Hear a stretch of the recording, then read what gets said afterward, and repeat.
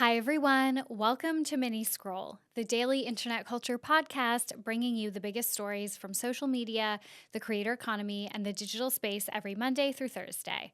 I'm your host, Lauren Meisner, the founder of the youth digital media brand Centennial World. All right, welcome back to Mini Scroll, everyone. I am so sorry that I did not publish an episode on Tuesday. As I said on Monday, there is something so major going on in my business right now. It literally feels like someone put a curse on us.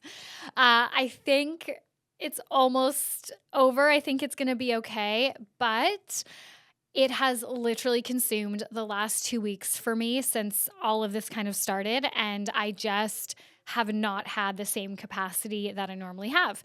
Anyways, with that being said, I also mentioned on Monday that there is no deep dive tomorrow. So I have a big mini scroll episode for you guys to make up for no episode on Tuesday and no episode tomorrow. And hopefully by next week, hopefully I'm sitting here on Monday telling you that everything is totally fine and we're out of the woods. Anyways, let's just get into the stories because like I said, this is going to be a long one. And the first story that I have for you guys, it's really upsetting if it's true. It's going viral like everywhere right now. So it's definitely worth talking about. But I do want to give a content or a trigger warning that we are going to be talking about animal neglect, animal abuse, animal death. Okay, so TikTok star Rhegan777 has been accused by multiple creators of killing her cat. So Rhegan Coursey is a TikToker with over 4 million followers. She recently went viral for the Revolve pizza slime video. We covered that like a couple months ago when Revolve Fest happened with Coachella. So if you guys remember, Revolve and Pizza Slime teamed up together for like an after party, I think it was, and they had those signs, and one of them said, you know, if you have over 1 million followers, go this way. If you have under 1 million followers, go that way. And she filmed it, showed it on her TikTok, and her video is the one that like absolutely exploded. And she also left that party. She was like, this is actually just like disgusting, and left. Okay, so that's who Rhegan is, if you guys didn't know. Back in March 2021, she was part of the Go House in LA, which was basically like a content creator house for TikTokers where they vlogged their daily life. It was kind of like a game show style house. At the time, she adopted a cat named Seven. So she talked about in some of her vlogs at the time, some of her videos, that she had to keep the cat locked inside her bedroom because one of her roommates was allergic to the cat and some of them just didn't like the cat. They actually did a vlog where they were talking about how like the cat, I don't know if it wasn't toilet trained or if they just don't like that cats like go to the bathroom inside, like, you know, in their litter box. But either way, they were like, you know, the cat like poos and pees everywhere and it's like gross. So she kept the cat in her bedroom. She lived in the master bedroom and she said it was literally like bigger than her apartment that she used to live in before she moved into the content house. So her cat disappeared from her content and she explained on TikTok, this was again like years ago, which I think this TikTok has now been deleted, but she said that one of her roommates left the door to outside. Like, so her bedroom, I guess, had like a door to outside as well, left that door open and the cat escaped. And I guess, you know, she said she was like devastated. That was kind of the end of that. Her cat was missing. However, now this June, so this month, a Reddit post has started picking up some traction that claims that Rhegan, quote, starved her cat to death to the point that it died. So let me read the post. Again, content warning, trigger warning. So the post says, I have it on good authority from members of the Go House that the cat Seven that Rhegan had in 2021 while she was living in the Go House was severely neglected and starved to death in her closet. Rhegan went out of town, back to Texas, and didn't ask anyone to look after it. Members of the house called Rhegan to ask her if she had asked anyone to look after it, and she said she didn't. The members of the house found the cat in her closet severely ill and took it to the vet. The vet suggested putting the cat down, but they said they could try and save its life with IVs and stuff, but it would probably be hopeless. They tried to save its life, but it died in one of the members' arms. When Rhegan came back to the house, they lied to her and said that the cat ran away to avoid tension. Rhegan did not care at all that her cat, quote unquote, ran away and said that it was, quote, probably with a better family now.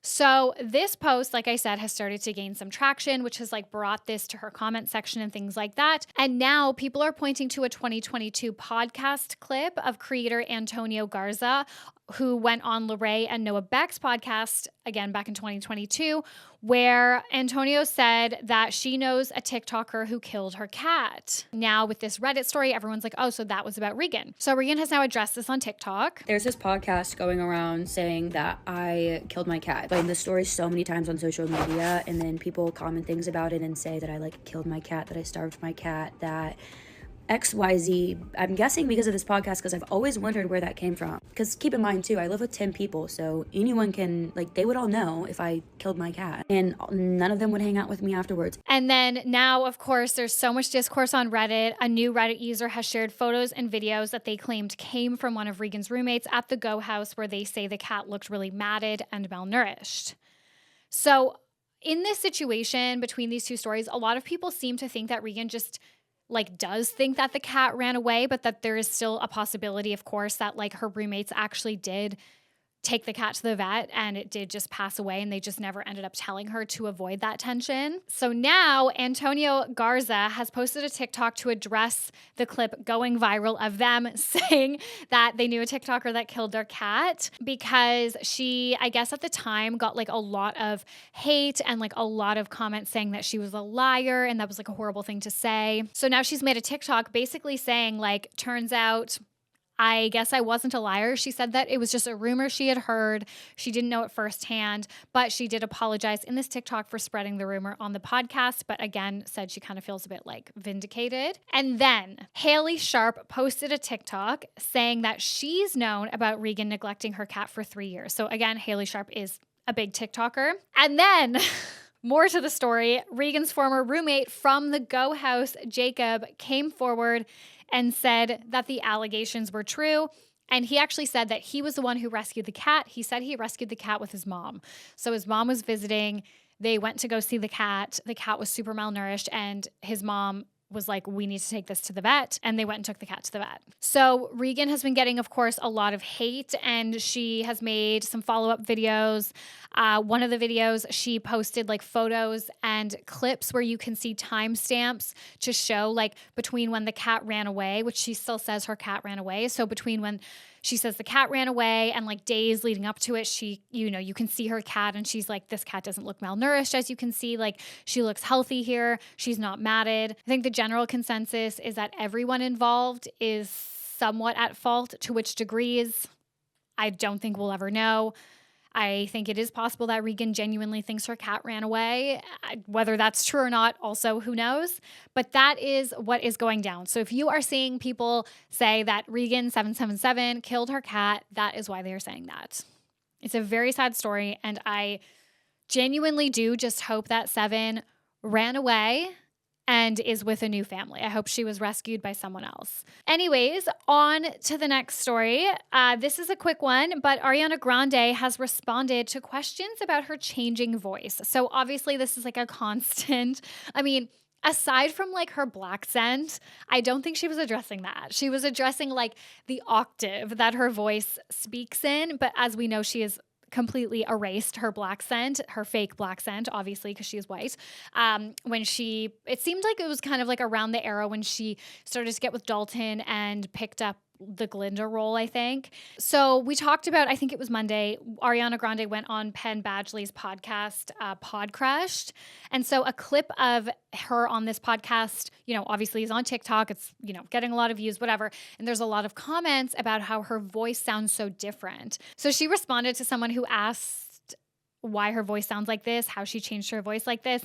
She wrote, habit, brackets, speaking like this for 2 years, and also vocal health, smiley. I intentionally change my vocal placement high/low often, depending on how much singing I'm doing. I've always done this. Bye. I would actually die. I think I would just have to erase myself from the internet if Ariana Grande commented back to me in kind of a defensive, snarky way. It wasn't, it wasn't malicious or mean by any means. But imagine Ariana Grande, imagine a celebrity that big commented back to you and was like, can you shut up, basically? I would die.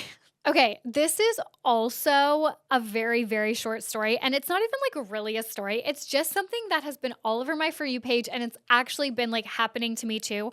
And I just wanted to point it out. I feel like it's really funny and super niche, but I also would love to know if any of you guys are experiencing this. So there's like a mystery going on. People are like, what is happening? Because Pookie's old Instagram photos have been like pushed to everyone's explore pages. And so if you don't know who Pookie is, that is Campbell Puckett. She is, Pookie from Jet and Pookie. Like Pookie looks fire tonight, she's an influencer anyways. And obviously her and her husband went viral earlier. I think it was earlier this year. I think it was this year.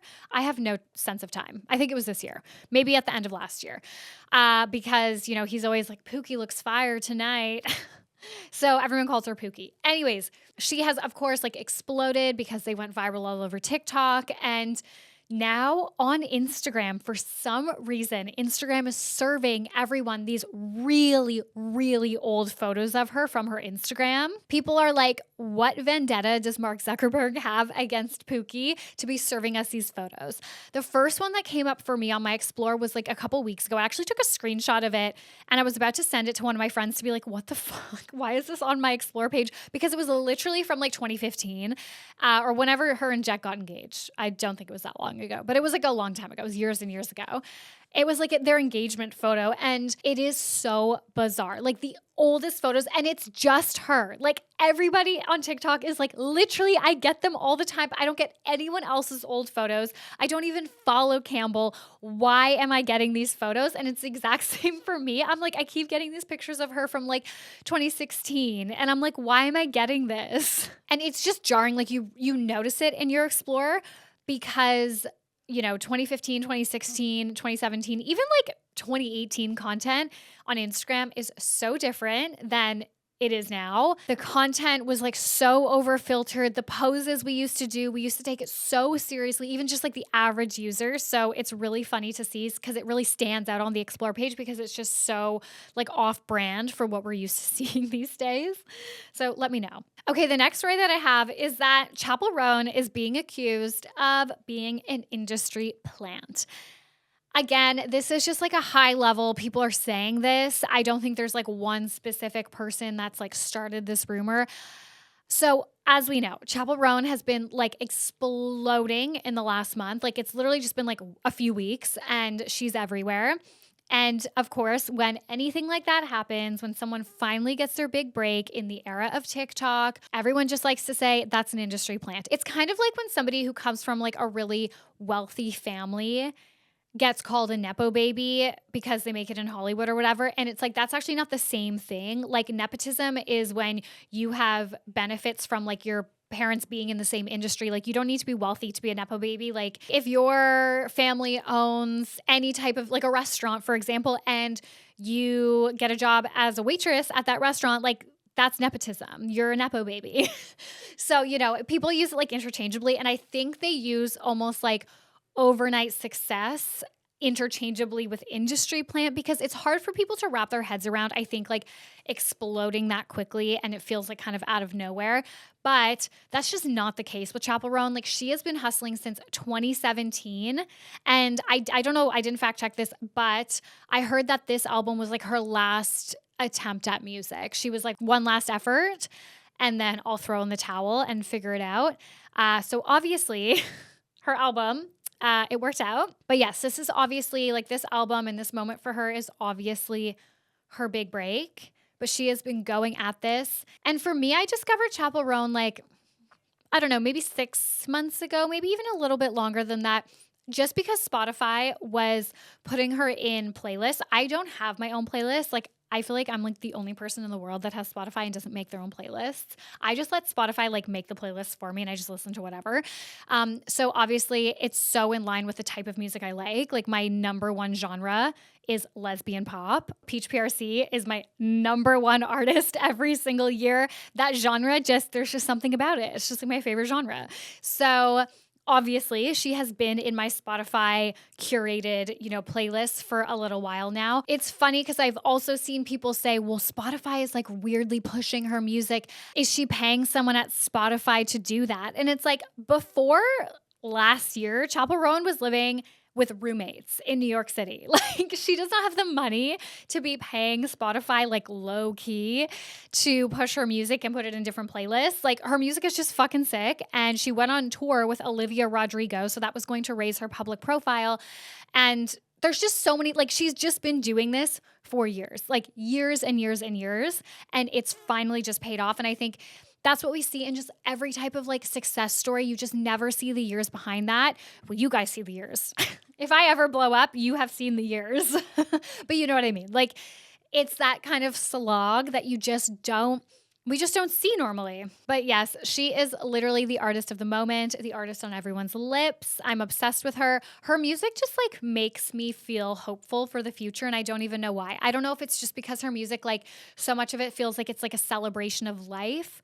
I don't know what it is, but I'm freaking obsessed with her. I'm obsessed with her. I'm obsessed with her vibe. And yeah, like listening to her music and watching her perform. I haven't seen her live, obviously, but like watching her perform on TikTok and stuff, like it makes me feel hopeful. And how many things in this world can you say make you feel hopeful? That's why she's such a success. All right, so the last story that I have for you guys is I wanted to break down some of the drama. Well, I guess like the full story, the full picture of all the drama with the family channel OkBaby.